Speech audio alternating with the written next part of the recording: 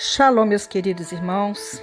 Eu gostaria de compartilhar com vocês um pequeno comentário sobre a porção desta semana, Parashá Be'ar, que significa no monte.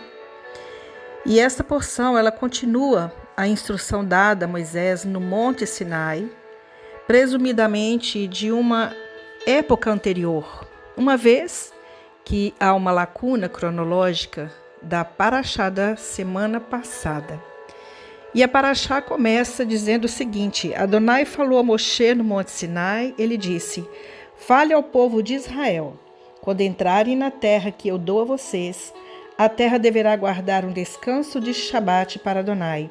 Semeiem o campo durante 6 anos, durante 6 anos podem suas vinhas e juntem sua produção. No 7º ano, porém, haverá um descanso de Shabat absoluto na terra, um Shabat para Adonai. Não semeiem o campo, nem podem as vinhas. Não colham o que cresce sozinho das sementes deixadas por vocês na colheita anterior, e não recolham as uvas da vinha não podada. Será um ano de descanso absoluto para a terra. No entanto, o que a terra produzir durante o ano de Shabat será alimento para todos vocês. Você, seu servo, suas servas, seu empregado, para quem estiver perto de você, seu gado e os animais selvagens da sua terra. Tudo o que a terra produzir será usado como alimento. Contem 7 sabatot de anos, 7 vezes 7 anos, isto é 49 anos. Então, no 10º dia do 7º mês, no Yom Kippur, soem o toque do shofar. Soem o toque shofar em toda a sua terra e consagrem-o, 50º ano, anunciando a liberdade por toda a terra a todos os seus habitantes. Será um jubileu para vocês, cada um volte para a terra de sua propriedade, a sua família. Esse 50º ano será um jubileu para vocês. Nesse ano não semeiem nem colham o que cresce sozinho, nem juntem as uvas de vinhas podadas. Trata-se do Iovel, jubileu. Ele será sagrado para vocês. Tudo o que os campos produzirem alimentará a todos. No ano de Iovel, cada um de vocês voltará à terra que lhe pertence. Então, meus queridos, o Senhor, ele falou a Moisés no Monte Sinai que quando eles entrassem na terra, eles deveriam guardar um sábado ao Senhor. E além do 7º dia de descanso semanal, que é o Shabat, e das santas convocações no 7º mês, que eram chamados de os dias de temor, a cada 7º ano a terra era ordenada a descansar e permanecer em repouso. E este 7º ano foi chamado de Shemitah, uma palavra que significa deixar ir ou retirar. O Shemitah era um ano civil completo, em que os agricultores judeus deveriam se abster de toda agricultura para deixar a terra descansar. Durante o ano de Shemitah, nenhum trabalho na terra poderia ser feito, ou seja, nenhum cultivo, nenhum plantio. E qualquer produto natural tornava-se livre para o homem e para os animais. E a produção que crescia durante esse ano não pertencia ao dono da terra, mas era considerado do Senhor, e é por isso que quem quisesse podia colher qualquer coisa ali gratuitamente, ou seja, o agricultor, ele não poderia vender a fruta ou controlar o acesso à entrada das pessoas naquela terra. O Shemitah foi mais de um ano de cessação do trabalho agrícola, uma vez que todas as dívidas pendentes foram canceladas durante este ano também. Todos os empréstimos foram perdoados no ano de Shemitah e nenhum emprestador de dinheiro poderia exigir o pagamento de um devedor. Você vai ver isso em Deuteronômio capítulo 15, versículo de 1 a 4. E de acordo com os sábios, o Senhor lhe prometeu a Israel que a colheita do ano anterior ao Shemitah seria tão abundante que duraria 3 anos inteiros. E além disso, durante o ano de Shemitah, todos se sentiriam satisfeitos e a terra habitaria a salvo dos inimigos de Israel. E finalmente, é dito que o Mashiach viria no final de um ano de Shemitah. Então, aqueles que observavam esta mitzvah, este mandamento, eles estão ajudando a trazê-lo ao mundo. E a observância do Shemitah era um verdadeiro teste de fé, pois significava que os judeus tinham que confiar completamente que o Senhor os proveria, apesar de abandonar suas práticas agrícolas e bancárias habituais. Infelizmente, as pessoas não observavam as leis de Shemitah e isto eventualmente levou ao cativeiro de 70 anos em Babilônia. Um ano em cativeiro para cada ano de Shemitah que foi desconsiderado. Você vai ver isso lá em 2 Crônicas, capítulo 36. Isso implica que, por pelo menos 490 anos antes do cerco de Nabucodonosor, em 606 a.C., os judeus falharam em manter o Shemitah e o Senhor exigiu punição midá keneged midá, ou seja, igual por igual. Um ano de cativeiro para cada ano em que a terra foi forçada a servir. É para a gente pensar, na verdade, porque quando nós usufruímos daquilo que pertence ao Eterno, quando nós não obedecemos uma ordem de Deus, com certeza haverá punição. E essa punição é para que haja conserto, é para que nós possamos colocar a nossa vida em ordem e prestar atenção nas ordens de Deus e não deixar de obedecer, porque é necessário que nós venhamos a obedecer o que o Senhor deixou para nós, porque por trás de cada um desses mandamentos existem algum princípio.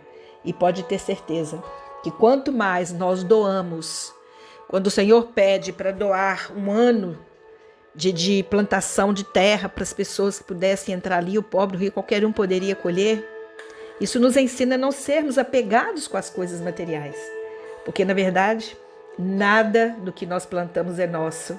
Na verdade, tudo é do Senhor, porque é Ele que dá a semente, é Ele que dá a terra e Ele é que faz com que a semente venha a brotar. Então, no final, tudo é emprestado para nós mesmos. Mas o Senhor, Ele quer nos ensinar para que a gente não venha a nos apegarmos às coisas. É por isso que Ele deixa essas leis, para nos ensinar os detalhes da santidade. Mas aqui no texto fala também sobre o ano jubileu. Após 7 desses ciclos sabáticos, de 7 anos, que é chamado de Shemitot, no plural, esses Shemitot decorridos, um 50º ano chamado Iovel, ou ano de jubileu, ele ocorreria. Momento em que o trabalho na terra também cessaria, além do Shemitah. E os servos seriam libertados, e as heranças tribais originais na terra seriam devolvidas aos seus proprietários originais. Assim como em Shavuot, vem no 50º dia da contagem do Homer, que nós chamamos de Sefirat HaOmer, e que representa uma partida do mundo natural para o divino, revertendo os 49 níveis de pecado em que o povo judeu havia caído enquanto estava no Egito. E também o jubileu, Iovel, sinaliza uma oportunidade de se elevar acima da natureza. É interessante que no Yom Kippur, no Ano Novo, um toque de chofar seria tocado por toda a terra para proclamar a liberdade do jubileu.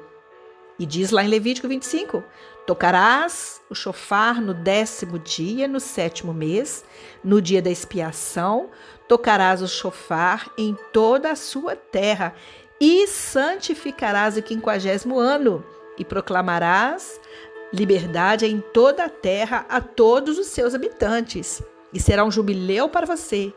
E você deve devolver cada homem a sua propriedade. E você deve devolver cada homem a sua família. Baruch Hashem, haverá uma restituição final. Mas, queridos, de onde vem o nome do ano Iovel, jubileu? De acordo com um conhecedor rabino chamado Rashi, o som do shofar, o chifre de um carneiro, ele é chamado de Iovel em hebraico. Está lá em Josué, capítulo 6, versículo 4 ao 14. E de acordo com os sábios, um dia haverá um tremendo toque de shofar que anunciará o Mashiach a Israel, o verdadeiro libertador do povo judeu. E como crentes messiânicos que somos, porque cremos em Yeshua, o nosso Mashiach, nós entendemos que o grande toque do shofar anunciará o retorno do Senhor. Isso está em 1 Tessalonicenses, capítulo 4, versículo 16 e 17. Para que haja uma Kalat Mashiach, ou seja, a noiva de Yeshua, antes de Yom Adonai, o grande e temível dia do Senhor.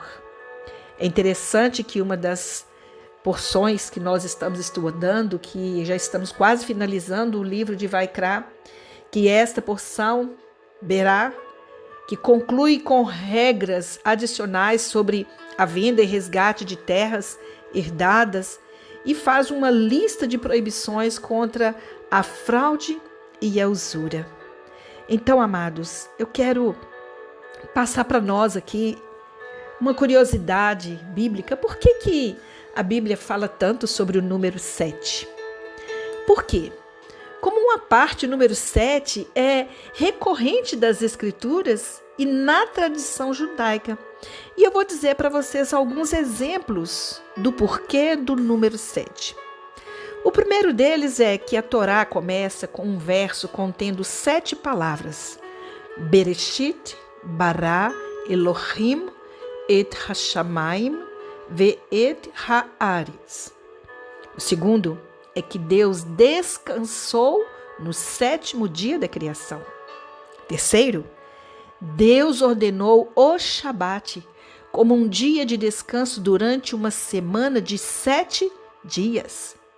Quarto, existem 7 leis universais dadas à humanidade, que é chamada de Sheva Mitzvot Bnei Noah, que são as 7 leis para os filhos de Noé. Quinto, as 7 espécies de produtos com os quais a terra de Israel é abençoada são conhecidas como Shvat HaMinim, ou seja, o trigo, a cevada, as uvas, os figos, as romãs, as azeitonas e as tâmaras, que estão lá em Deuteronômio, capítulo 8, versículo 8. Mas há também 7 moedim, que nós chamamos de feriados, festas, ordenados no ano judaico, que é o Pessah, o pão asmo, primícias, Shavuot, Yom Teruah, Yom Kippur e Sukkot. Mas não fica por aí. Existe o 7º mês, que é o mês de Tisrei, que deriva, de algo sagrado, que faz parte do ano judaico em Rosh Hashanah, que ocorre também no 7º mês. E lá, nesse mesmo período, nós encontramos em Yom Kippur o sumo sacerdote que ele aspergiu o sangue no templo 7 vezes. Também, o número 7 nos faz entender que há 7 semanas na contagem do Homer antes de Shavuot. Também, em Israel, há 7 dias de Pessah e de Sukkot. E também, a cada 7º ano, a terra fica em repouso durante o Shemitah. Mas o número 7 também nos aponta para os 7 ciclos de Shemitah, que nós temos o ano jubileu chamado Yovel. Também o 7 nos aponta para a menorá no templo, que tinha 7 ramos. E também havia 7 portas para o templo. O número 7 também nos ensina que em um casamento judaico, 7 bênçãos são recitadas. E a noiva circunda o noivo 7 vezes sob a roupa, que é o dossel do casamento. E os casamentos são seguidos por 7 dias de celebração. Mas não fica só por aí. A tradição judaica exige um período de luto de 7 dias, que começa imediatamente após o funeral. Este período é conhecido como Shivá, literalmente significa 7. Mas o 7 também nos fala sobre o Shabat, que a cada Shabat, 7 pessoas são chamadas para a leitura da Torá, que nós chamamos de Aliot. E por fim, Josué liderou o povo ao redor dos muros de Jericó 7 vezes antes que os muros caíssem. Então, fica aqui para nós essa curiosidade, não é verdade? Porque o número 7, ele tem uma simbologia muito importante na Bíblia. Por isso que ele é chamado de o número de Deus. Mas nós sabemos que haverá também um 8º dia. E nós estamos aguardando por este dia. Então, os 7 são ordenanças de Deus para nós. 7 dias, 7 semanas, 7 meses, 7 anos.